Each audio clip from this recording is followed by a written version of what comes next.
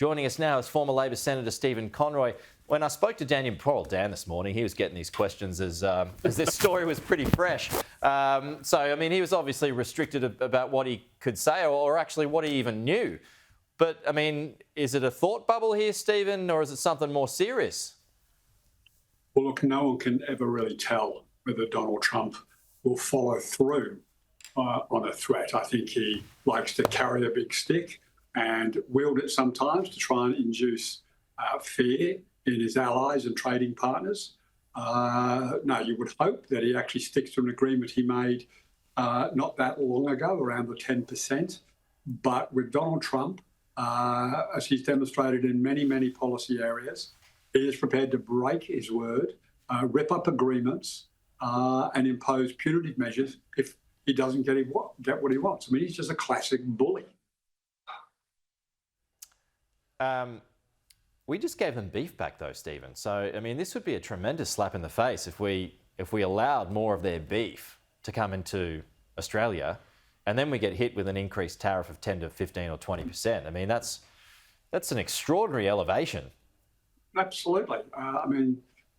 This bloke wants simply to force his will on the rest of the world. The US used to, we're going to export democracy. Now he's exporting, he will only do what he believes, put aside that no one else in the world agrees with him around the tariff issue, he believes is absolutely best for America. His argument around cars and manufactured cars is a joke. To give a very simple example, there's no extra jobs coming from forcing companies to open factories. They'll all be automated. They won't provide anything like the jobs he's pretending. Yeah. But he believes this is what Americans need. So if this is true then, and does it come back to our non-meeting with Trump? Is that coming back to bite us there by not getting that FaceTime, not getting in his face and making all the pleasantries and the exchanges and concessions that so many others are doing at a face-to-face level? Yeah. No, look, Canada's met with him. He's still spanking Canada. He's still imposing significant tariffs. The UK have met with him, still tariffs. EU have met with him, still tariffs.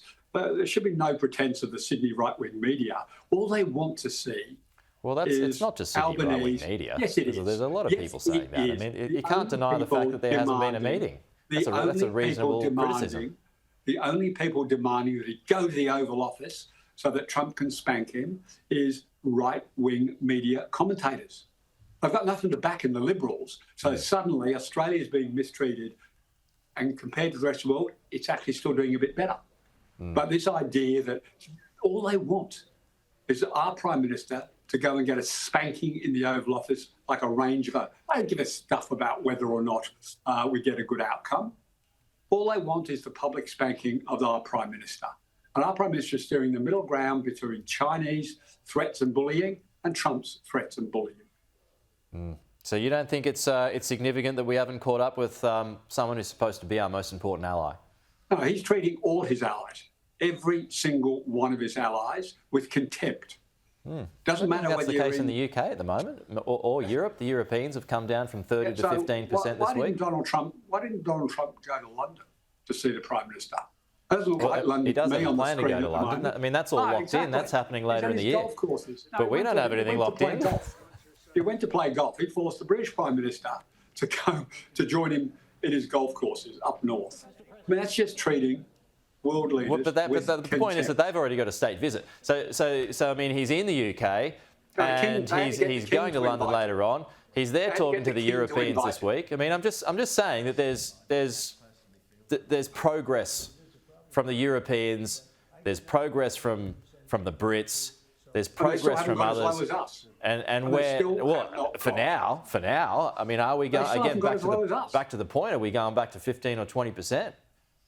Well, ultimately, Donald Trump does what he wants. What Australia's got to do is govern in our national interest. If you saw the polling out yesterday, only 22% of people believe that we should cuddle up more to America. 22%. That's an extraordinary achievement by Donald Trump. Support for the alliance and relationship with the US used to travel between 60 and 70%. And today it's at 22%. Well, thank you, Donald Trump. The Australian public do not want to see our Prime Minister grovelling to Donald Trump. They are now saying we want to maintain the middle ground between China, our major trading partner, and our military ally, Donald Trump. And that does not include wandering off to the White House because a bunch of Sydney right-wing media commentators want to see him spanked in public. Love you, Stephen. You're angry this morning. Well, I mean, pandering to Trump's bullying is never going to solve, serve our national interest. Okay, good to see you. We'll chat to you again soon.